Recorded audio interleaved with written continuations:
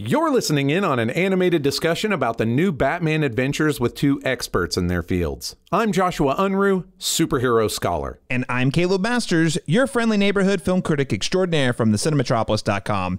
And today's topic is Over the Edge.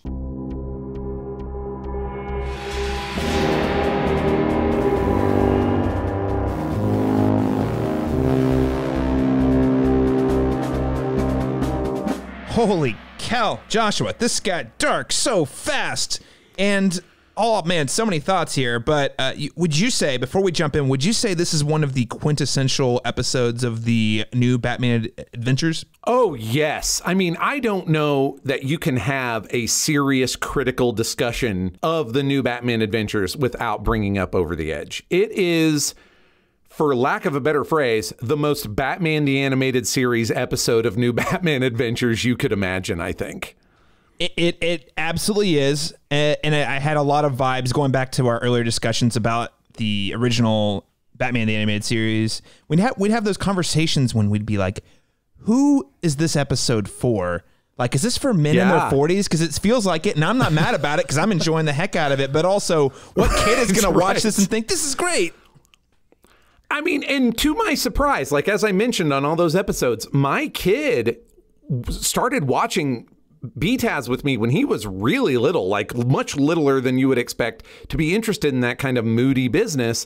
And it still worked. So good job, guys. But as we've discussed, it's a real tonal shift in how they do their storytelling in the new Batman adventures. But this feels...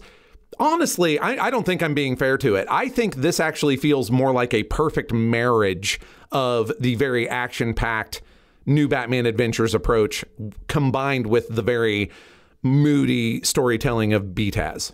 I think that's a very fair assessment. I tend to agree. We don't get too many episodes like this in this particular series. And I will also say, I think this is among the darkest episodes of either series with this particular character. I would even go as far as to say as one of the darkest episodes in the entire DCAU. Now, of course, at the end, we get the reveal that, it's not as dark as you thought. But still, the moments in this episode, and there are several of them that I know we're going to touch on, but you're like, holy cow, they want us to feel so defeated multiple time after time after time. Our characters are losing every battle. Our characters we love are dying. Holy smokes. This is an intense episode. Yeah. And there's no wonder it sticks out in the mind of so many of us who watched this show when it first aired back in the late 90s. Oh, yeah, absolutely. Like I say, it's just impossible to have a conversation about new Batman adventures that doesn't involve Over the Edge. It's not possible. Which is why it's a little weird to me, in a way, that the only new design we have to talk about is Bane. Yeah, so I have some context here, Joshua. So I don't do this with all the episodes because, frankly, there's a lot of the episodes that they have commentaries for on the Blu-rays that I'm not as interested in listening to. This episode, I watched it twice to prepare for our talk today. Once just, of course, watch the episode. The second, though, I put on immediately afterward was the commentary from Bruce Timm, Paul Dini, and then I think there were two other creators who were working on this episode in some capacity. And I've got to say that they really knew what they were doing with this particular episode. They did mention, though, that Bane, they call out Bane specifically. They're like, yeah, we actually designed him as kind of a little bit of a goof, kind of like as a joke in the original series. And what we needed, this episode called for a much darker, grittier version of Bane. So this is what they ended up with. They pumped him up. They made him like 3 times the size and gave him a lot of leather, which, there's some associations there. But I think leather in the late 90s was equaled bad guy or anti-hero of some sort. So I can definitely see why they landed on the Bane choices that they did. And also, I've got to say, I actually really like this Bane. I like how big he is, mostly. That's the biggest thing. I like that he's macho. Because who knew Arkham had such a robust gym in it, right? Well, the lines between prison and asylum blur heavily at Arkham. So, and actually, now that we say that, if we haven't seen Bane in Arkham on screen, I would actually declare he should probably go to Blackgate. He does not have mental health problems. He knows exactly what he's doing and why he's doing it. So 100%. he probably just lifted weights in the yard at Blackgate. Yeah, no, 100% there. He, Blackgate. Yeah, he was pumping. I guess he had what appeared to be, when we saw him before the reveal of who he was, he did have, the prisoner numbers. So maybe let's just assume it was Blackgate. Yeah. But I tend to agree about this being a really good upgrade, like a solid New Batman Adventures upgrade, which, as we've discussed, is not a guarantee. Although I might push back on the word upgrade. I mean, I think it's a lateral move to me. It does look cooler in its way, but I really appreciated the clean, simple, purposefully luchador appearance from BTAS, because Bane is one of many very on-the-nose anti-Batmen, right? I don't know if you know this, Caleb. There's several of these that are on the label, I'm just going to be Batman but evil. The Wrath is a big one. Killer Moth is one. Killer Moth actually beat Stephen Moffat's Sherlock Holmes to consulting criminal by several decades. Because that's what he was doing. He was basically being Batman to villains in the way that Batman was himself to the Justice League or other superheroes. You've got Prometheus, you've got Bane. And the fact that Bane is South American and he is the evil Batman, so he needs a costumed identity that ties into the South American tradition or the Mexican tradition in the way that Batman dials into the superhero tradition of America. I liked him being really luchador-esque. So I hate that we lost that, but I also cannot deny that this black leather fetish outfit with the spikes and all that stuff, it looks very cool. I'm just sorry to see the luchador go. And again, I think this is one of those where they designed Bane for this episode and it stuck. I think Bane pops up one or two more times in either Batman or Superman, I believe. Yeah. It's funny though, they actually, despite taking a huge change in direction with the design, Henry Silva remains the voice of Bane, which I thought was another interesting choice. But I think it was one of those, they designed a Bane that the episode called for and it just stuck. Right. I don't think they designed Bane as a full, I don't think it was like a full redesign for the series. It was like, all right, what do we need here? Well, we need a Bane to look like he's going to kill Batman. He needs to be bigger, more intimidating. And Luchador looks a little too cartoony, especially with what we're leaning into. This is going to be darker for the tone of the episode. And we ended up with a little bit of the leather fetishistic type Bane. And it's pretty creepy. It is creepy, and I'll tell you how right you are about this sticking, because I've mentioned before that the animated Batman that came directly after New Batman Adventures was The Batman, and that so many of the villain designs on that show are directly in opposition to the New Batman Adventures and BTAS approach. One of the tiny number of exceptions is Bane. So their Bane doesn't look exactly like this, but you can definitely draw a line from this redesign Bane to the Batman's Bane that you could not draw from BTAS's Bane. That's a lot of Banes. Did that make sense? You could say repetition is the bane of my podcast existence. Okay, I don't know where I was going with that. That's a bad joke. No, I like it. I like it. But, well, Joshua, I mean, yeah, I think there are, Bane, of course, being the major overhaul. I don't know if we've seen either the Riddler or Mad Hatter, but they don't really there long enough to make much of an impression anyway. Yeah, this is... I think it's a strong design. Oh, you're right. Oh my gosh. I completely forgot about the talk show scene when I was preparing the redesigns. But you know what? I'm going to decide that for myself, and I hope you agree, that that's a happy accident, because we should really talk about those redesigns when those guys are more important to the episode. So, listeners, my bad. I'm going to admit that was a mistake, but I think it's a mistake that works in our favor. What do you think, Caleb? I agree wholeheartedly. I think this is more, they feel more like cameos, and they just happen to be using the new design. So, yeah, I figured we could save that conversation for another day. But yeah, interesting choices. We'll put a pin in it for now, but we'll be back when we talk about Mad Hatter and Riddler in a future episode. Now that we say that, I'm also a little surprised we haven't had a Riddler episode so far, but we'll get to it. It'll happen. I'm a little more plus minus about a Mad Hatter episode, but I digress. Back to Over the Edge, the darkest New Batman adventure episode ever.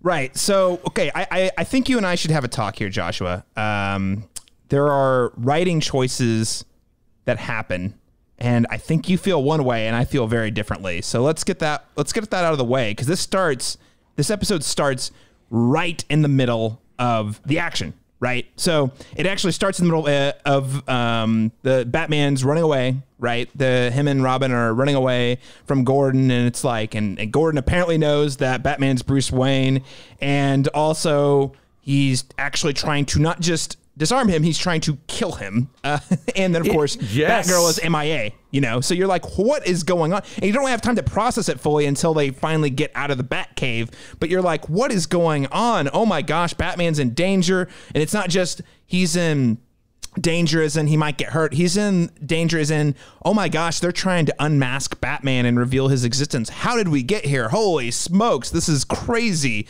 And all of a sudden you've got 20 million questions before you actually get to a moment to take a breath. So what did you think? What do you think about that take or that opening? Okay. This is kind of complicated for me to unpack because I have a rule, and it is a good and proper rule for writing things that is not followed nearly enough by television writers.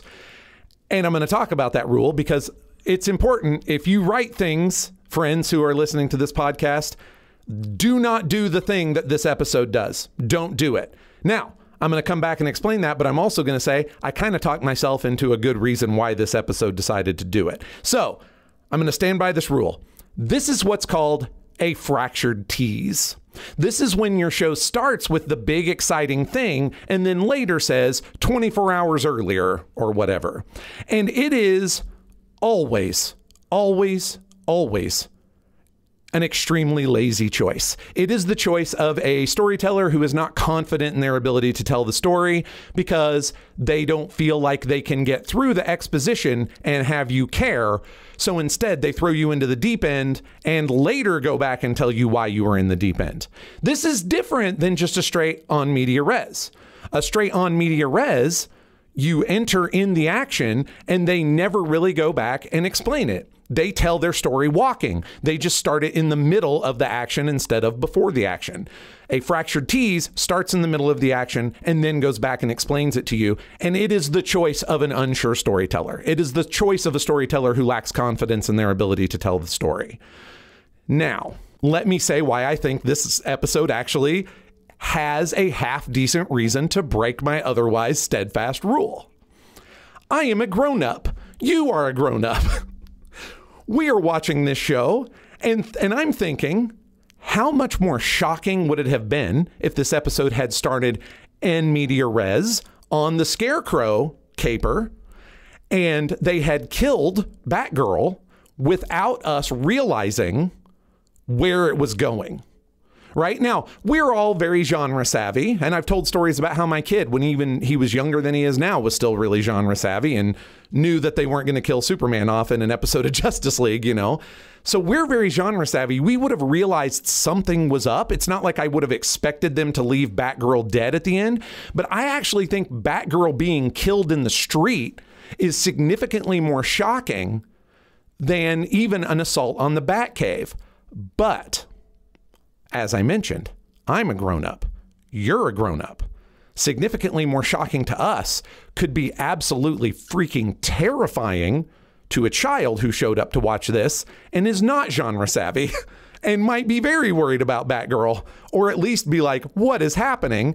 And so easing them in with a smaller shock, the Batcave under siege, before you give the child the much bigger shock, Batgirl is dead, might be a good reason for you to use a fractured tease here, which I'm going to point out means that I have a hard and fast, steadfast, never break it rule for writing that you can still break if you understand why you shouldn't break the rule in the first place and have a good reason to break it down the line. That was a lot, but I needed to get through it. I feel like this is your writing corner. If you are a writer, do not do fractured teases. Figure out a way to tell your story walking. That said, when you know the rules, you also know when to bend them and when to break them.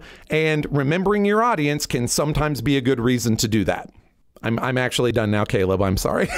No. That was great. That was well said. I like how you brought it home at the end, which is, I think it's a good rule of thumb, and in a lot of ways sets away a good writer from a great writer, which is, you have to know how to play the game so that you can know when you, like you said, when you cheat, break the rules or bend the rules. And this episode was written by Paul Denny. And apparently this was like a passion project for him, which, given how effective the episode is, not particularly surprising. They talked about that at the top of the commentary. And I actually think the way they start it is incredible. Now, I'm not going to disagree with anything that Joshua said. I'm not a novelist. I am a writer, a critical writer. I am not a fiction writer. Maybe one day I'd like to aspire to that, but I certainly don't have... I may know somebody who can help you with that, Caleb. Well, I feel like I've learned so much already, Joshua, but I'll have to give this guy a call, have a podcast about it, maybe even. But so I won't say with the definitive expertise that I think Joshua is wrong. I think that coming from my perspective as a more casual television film viewer perspective, I absolutely love how they start this off. Because it from the jump, you're already in a situation that we would have believed to be impossible on this show. Oh, yeah. Gordon knows his identity, Bruce Wayne's identity. Well, that breaks that. You know what I mean? Like that really. First off, that changes the entire context of the show you're watching. It changes the rules instantly. So the fact that you're starting in the middle of this situation you didn't think was possible to be in, well, that right there, I think sets a lot of anxiety. And when you're seeing he's on the run from the police, he's in danger, something bad's happened. Well, now you have to say, well, what would push, one, how did Gordon find this information out? And two, what is pushing Gordon to the point where he wants to kill Batman? And that's another big, so then you're not only do you have the suspense of how are they going to get out of this, because you genuinely don't know where it's going. Honestly, at least I think it does a really good job at not overplaying its hand on the twist, while also while cleverly planting enough clues for you to really see it when you know what you're looking for. But also, so you have the suspense. If Gordon knows and the police are after Batman, how are they going to get out of the scenario? So suspense. The second being the mystery. How did they get to this situation? Now, Joshua, I totally hear what you're saying, because my biggest complaint about the episode is actually that they flash back almost immediately after they get to the Nightwing's cave. I think it would have... Yeah. I mean, there's only 22 minutes, so... And this is honestly a pretty big story to pack in 22 minutes. So I understand why they put that there. But in a lot of ways, it does the thing that normally peeves me off, which is we just played a scene. And instead of sort of letting that linger for a little while so you can really kind of stew on it and wonder even more, they immediately say, all right, we just watched this crazy thing unfold. And then to your point, they immediately cut back to, all right, and here's how they got here. There's not really a lot of time in between when the thing happens and when they cut back to it. I think that in an ideal world, maybe where it's a longer episode or a 42-minute show, they could get away with that a little more than on this particular show. And I also think that it really puts you in an emotionally vulnerable spot as well, because even before we find out that Barbara has been killed in the dream, you can tell that Batman is emotionally destroyed. You know that his friendship with Gordon has obviously been shattered, and he feels more hopeless than he's ever felt before. How are we going to get out of it? So I really like that, and it sets an interesting stage for which the rest of the episode can unfold. So I think it's a really powerful, strong, unique opening. I think, though, to your point, the rule you laid out, I think is very fair. It can be extremely lazy. But in this scenario, I think it's all about the execution. So I don't want to belabor it. But for anybody who's trying to parse this out, I agree with you that the opening for this episode is great. And that's why I draw a really serious distinction between en media res beginnings and fractured teases. If they had never gone back and had just been like, what's happening? And Batman had been like, that's happening because Batgirl died, and we didn't do the flashback for exposition, then we would still be telling our story while we were walking, right? The problem is, as you say, they go back. And the thing that makes me want to argue with you a little bit about the use of time is that in the end, we see everything. Like, it does not actually speed up their storytelling or streamline their storytelling at all. We could have started with the Scarecrow fight with literally the scene that begins the flashback and just told the story straight. But again, that may have been absolutely traumatizing to kids. So from that perspective, if that's why they made the decision, I'm with it. If instead it's like, we got to hook them real fast. You have a fight with Scarecrow that is 37 seconds long and Batgirl dies at the end of it. We'd have been hooked as all get out. So anyway, that's it. Other writers, feel free to, or people who are burgeoning writers and want to argue about this, hit me up. I am here to talk about it, but I'm telling you, both fractured teases and exposition via flashback are lazy and you should avoid them as much as humanly possible. And as for knowing when to break the rules, I want to say this is the difference between like punk and jazz, right? Punk music, there are no rules. You got 3 chords and an amp, go nuts. And that is a way that really good stories can be told. Jazz is, we know all the rules and we are going to ignore them. And you can see that this very lawless approach to music with 2 very different starting points ends in very different endpoints. And so if you're going for like a real DIY rough punk feel to your story, great, ignore more of the rules.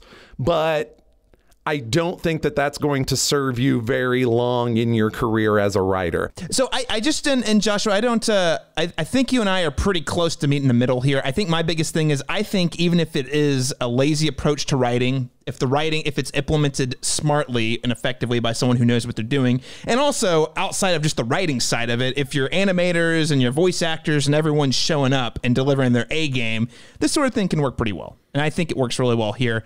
But either way, regardless, I really want to talk, actually take us into something we've already talked about, the death of Batgirl. Well, this was talk about an impactful scene, and also a scene that I think very well sets us up for the mystery of what's going on, you know, because we find out that they're fighting the Scarecrow, and she dies at the hands of Scarecrow, a villain who uses gas that forces people to hallucinate their worst fears. So really smart plant, really easy to miss, especially when you're as like invested emotionally into what's going on because of that opening.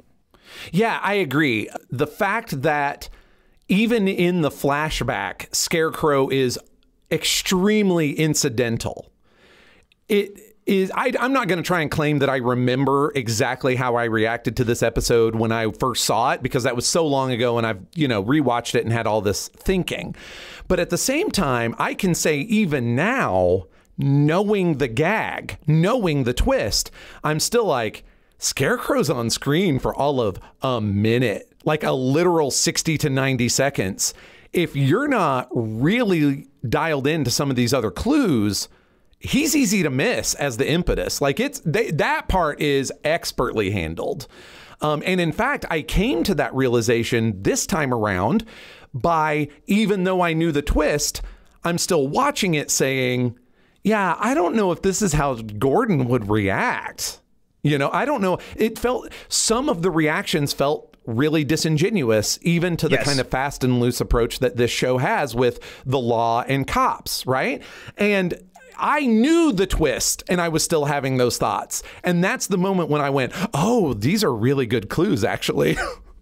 Well, it's I like that you mentioned that. It's Gordon acting out of character, and even Batman acting out of character. Batman just giving up and like abandoning Tim on the street. Like, holy smokes, that's pretty out of character, right? And those are really subtle clues. Again, when you are plugged in and experiencing this the first time and you're emotionally on that ride with your characters, you don't really catch it because you're so caught up in the drama of it. But you're totally right. Gordon acting like really going all gung-ho, having a vendetta against Batman and wanting to destroy Bruce Wayne's life. Holy smokes. Yeah, that is kind of out of character, right? Especially considering, he is a good cop. So like if he had come in to arrest Bruce Wayne, I buy it. But he comes in ready to kill. Right? And that just doesn't feel like Gordon. Gordon feeling betrayed by Batman, I can also see that. No longer working with him, I can see that. But he also feels like a better dad than this, like that he would understand Barbara wasn't coerced into this, which we get at the end. So that's what I'm saying. This acting out of character stuff is such a giant neon sign that says clue. And yet here I am critically watching it and knowing the twist and low-key missing that they're clues until I go, oh, that's what they're doing. It's so good. This episode is masterful, other than, you know, the rules that I established earlier. Like, everything else is so good. I love it. Well, I'm going to return to some character stuff at the very end, but I don't want to short circuit our discussion of the clues. So there is a little bit of character stuff at the end that I wonder about, but we'll get to it. Yeah, no, absolutely. And of course, I think that the biggest clue, just to sum it all up, is this is not how the characters would actually act. It's how Barbara is afraid they would act. Yes. And I think when you do it through that whole lens, it makes tons of sense. Yes. Right, absolutely. And I also want to give a shout out, even though this is a dream sequence, and these are not necessarily how the characters would actually act, there's some bona fide A+ chilling material in here. Whenever Gordon calls Bruce Wayne, and Bruce kind of plays dumb initially, the second that Gordon says no, the jig's up, and he kind of starts to like lecture him a little bit. I don't know if you caught this chilling. or not. Bruce Wayne's voice shifted. He went from Bruce Wayne to Batman. Like whenever he responded after, crazy good stuff. Yes. Okay. Man, another hobby horse I'm not necessarily going to climb back up on. There is a subtle difference between Bruce Wayne and Batman in New Batman Adventures. But again, that much bigger difference would have that's a wonderful moment. It really is. But it actually sells why I love there being such a difference between the Batman voice and the Bruce Wayne voice. And why when you go back to like the Superman radio show, that difference in voice is such an important aspect to that portrayal, and they just do away with it entirely in the Superman the Animated Series. So yeah, that's amazing. I legit expected Dick Grayson to be a casualty the way they shot that thing. Oh my gosh, I was shocked. I had a moment, Joshua, where I actually forgot that there's that long, like 10-second scene of him in cuffs where they walk him out. Yeah. And then like the scene where the guns open fire, the camera's at the guns. I was like, oh yeah, he dies. And then he dies. Yeah. And then he doesn't. And I was shocked. I was like, I wonder if they backpedaled a little bit, because that scene ends in a very, he's going to move and they're going to open fire. And then he's arrested and beat up. And I was like, oh, that's actually the moment when I thought, oh, I wonder if they did the fractured T's to ease the kids into it. Because that's another place that feels like they went right up to the darkest possible option and then blinked, which is probably the wise choice in this particular venue.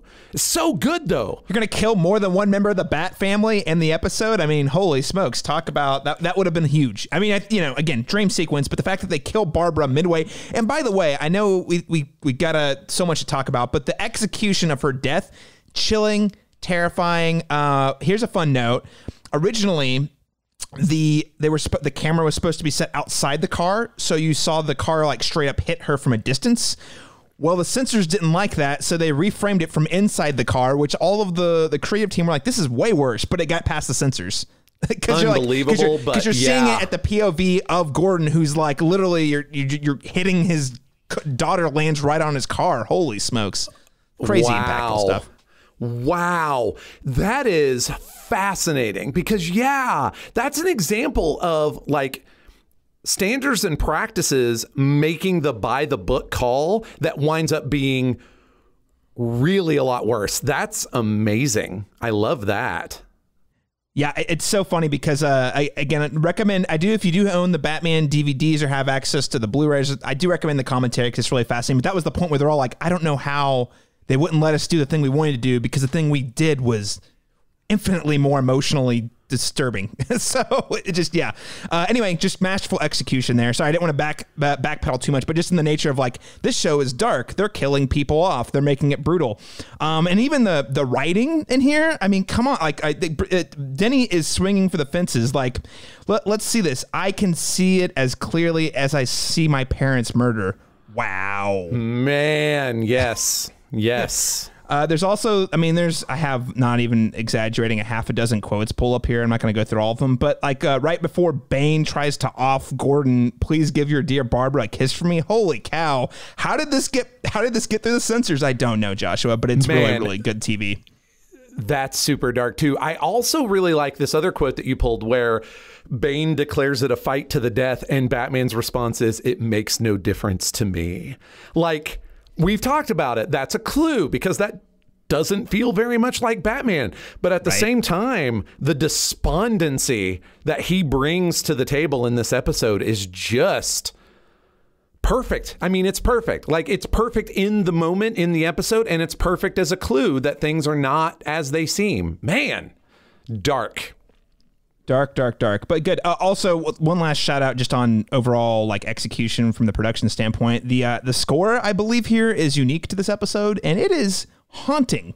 Like, I get goosebumps listening to it, you know, just because you know it just sets the tone for what is already a really dark tale. So kudos to them. Yeah. But yeah, to bring it back all to the clues though. What did you think of the actual reveal, Joshua? Did you think it was like, and I'm not just talking about the fact that there was a reveal, but the fact that it you know, as the Gordon and Batman are falling to their death, Barbara wakes up. I think that her waking up in the Batcave is fine, right? Like, it does the job that we need it to do. It's not a spectacular scene. It's honestly probably not up to the level of the rest of the episode, right? But the lead into it sells it for me. We hear a disembodied Barbara yell no. We haven't seen her the whole episode except to watch her die, and we hear her voice yell no as her two father figures fall to their death. And it is jarring. It is shocking to suddenly hear from her in the midst of that moment. At least it was for me. And it makes the otherwise kind of, workman scene that just connects the dream sequence to her conversation with her dad. It just gives it a lot more gravitas as far as I'm concerned. Yeah, no, I completely agree. This is where it feels like it falls back a little more on the cliches. But again, I think just because of how impactful the rest of the episode is, the moment works probably better than it would in a lot of other television shows. Absolutely. And again, I'm saying forget what I feel about the rest of that scene. The choice of using her voice only as the transition from dream to wakefulness is absolutely chilling and weird and kind of scary. I mean, it's just like, is this a horror film? No complaints on that. It's great. I do have some questions about the big finale, though. And by the big finale, we're not talking about the fact that it was a dream. We're talking about the fact that Gordon seems to imply that he already knows that Barbara is Batgirl. Well, that's the question, right? That's my question. I think we are definitely supposed to read that scene as Jim being a capital letters, very good dad who definitely knows, right? But the dialogue falls a little flat for me. I get wanting to treat your 20-something daughter like an adult, right? But at the same time, she's only 20-something, and she's clearly coming to you troubled. And Jim kind of shuts her down. I trust you, and that's good enough for me, is a good message.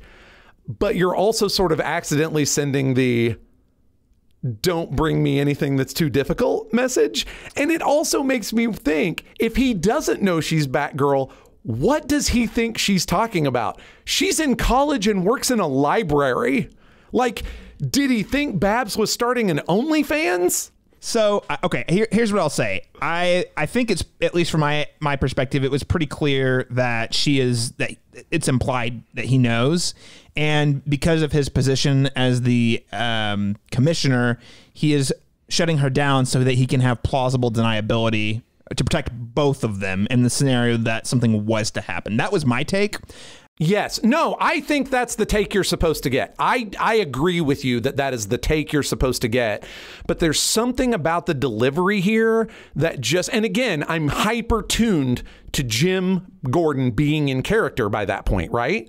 And there's just something about the dialogue, something about the portrayal where I'm like, I know what you guys want me to get from this, and I'm just not quite sure that, like, I can't begrudge them. I get it. But at the same time, I'm like, but I'm concerned if my read on this is wrong, what he thinks she's talking about, Yeah, I mean, again, I think that's the thing, and they did say in the commentary as well that like that's exactly what they were going for. So, I mean, I thought they did a pretty good job laying that out there. I mean, I guess if you wanted to spin it and say, well, if he didn't know, but then at that point, I feel like you're sort of projecting. I don't know. You're removing some of the subtext, I guess. No, I think you're right. I mean, that's why I'm saying this is one of those places where you make all of these story choices that make so much sense. So now the fact that how Jim reacts to everything is under the microscope for me. And when we get to the end, I have questions. Maybe I'm too focused on that, right? But the rest of the episode did that to me. And this is actually, I guess, another good moment for Writer's Corner, is that you can make a bunch of decisions that are absolutely the right decision for your story that then undermine things a little bit in another scene. And that's okay, because you literally cannot juggle everything perfectly, not the least of which because every reader is a little bit different. Or I use reader interchangeably because if you're reading, watching, playing the video game, whatever, it covers all bases. So that's why I use reader, not to be confusing. Okay, Caleb, I think that gets us to the end of Over the Edge. But as always, if any of our listeners are really enjoying this story or the way that it tells itself, what is your alternate media recommendation? What other things should they be reading, watching, playing, experiencing if they loved Over the Edge? Thanks, Joshua. And I'd have to say, you and we could literally spend at least another 20 to 30 minutes gushing about like small details in this episode just because of how much care was put into it. But yeah, alternate media recommendations. I hope I'm not repeating myself, but I love movies set in dream worlds and dream realities. So I've got two recommends. So longtime listeners, forgive me if I'm being repetitious, but I think these are both two of the better movies set in dream worlds out there. The first is Paprika. It's an anime from 2006 from the legendary director Satoshi Kon. If you want to take a look at a really screwy dream world, I highly recommend this film. It deals with a lot of different things. There's a lot of meta text about people working in Hollywood as well. And I can also say that Christopher Nolan, while he's never cited Paprika as an influence, 2000% watched this movie before he made Inception in 2010. There's some 2 or 3 different scenes that are almost like you watch, you know, like there's no way he didn't steal this exact scene and put it in his movie. So he needs to go ahead and admit that on the record somewhere, I think at this point. Yes, definitely. Yeah, to be fair, Satoshi Kon, this is a whole other podcast, but Satoshi Kon has made several movies that have been blatantly stolen from. Darren Aronofsky stole a lot of stuff from Perfect Blue for Black Swan. Yeah. I don't think that was ever cited either. So anyway, it's a thing that seems to happen to his work because he's Satoshi Kon, legendary director. And because he's great. He is the best. Unfortunately, he died very young. But regardless, Paprika, if you want to watch trippy, creepy, terrifying dreams that you wish... You're going to see things that you wish you hadn't seen. I'll just put it that way. But it's still a fantastic movie. And also another one that comes to mind, mostly because he had a film that came out recently on Netflix called I'm Thinking of Ending Things, is Eternal Sunshine of the Spotless Mind, starring Jim Carrey. Now, the writer of this film is one I like quite a bit. His name is Charlie Kaufman. And that he worked with another director on that film. But if you want to look at a movie that takes a real close look at the specifics of someone's psychology via dream exploration, I think it's a really great pick. Now, it's definitely a dreamy movie, so be prepared to see some really weird, crazy stuff. But I think Eternal Sunshine of the Spotless Mind, if you really found the dream sequence in this episode interesting, especially as it relates to delving into someone's psychology, like Batgirls, you can't go wrong with this film. Joshua, how about you? Knowing that you were likely to go the dreamy, weird route with your suggestions, I went with a much more on-the-nose, down-to-earth suggestion. I absolutely love 1993's The Fugitive with Harrison Ford and Tommy Lee Jones, where a doctor is wrongfully accused of murdering his wife and has to escape and is chased by Tommy Lee Jones, the U.S. Marshal. Harrison Ford being the doctor, Tommy Lee Jones being the U.S. Marshal. It's a fantastic film. I actually think it's really aged very well. Like, obviously, they would shoot things differently now than they did in 1993. It doesn't feel like a brand new movie exactly, but I think it really works for that wrongfully accused on the run with a hard-nosed cop on your heels. I really appreciate it from that perspective and think it works with the more on-the-nose reading of this episode. Joshua, The Fugitive is a classic. If you're listening to this podcast, you haven't seen it, go out and watch it. Yeah, it's from 1993, but it is a bona fide American cinema classic. Check it out. I think it's a perfect recommendation following Over the Edge.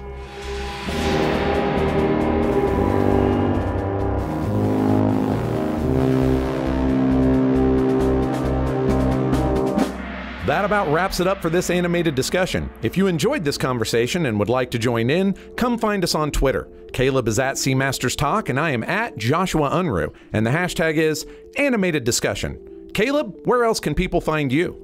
Well, Joshua, I'm the editor-in-chief and a contributor at the Cinematropolis, a website that specializes in in-depth film critique and analysis. We also have a podcast called the Cinematic Schematic Podcast, and we publish in-depth essays on all types of films, and you can find all those articles as well as our podcast at the cinematropolis.com. Remember that an animated discussion is a Pulp Diction Productions program and is 100% supported by listeners like you. To find out how you can keep this and our other shows in production, check out patreon.com/pulpdictionproductions. Show your support by pledging at Patreon or by leaving a great review on Apple Podcasts to make it easier for more people to find us and join in the discussion. And of course, the links to the Patreon, Apple Podcasts, our recommendations, and Twitter are all very easy to find in the show notes. Thanks so much for joining us for this animated discussion. We'll be back next time to talk about the Superman the Animated Series episode, The Promethean. We'll see you back here. Same bat time, same bat channel.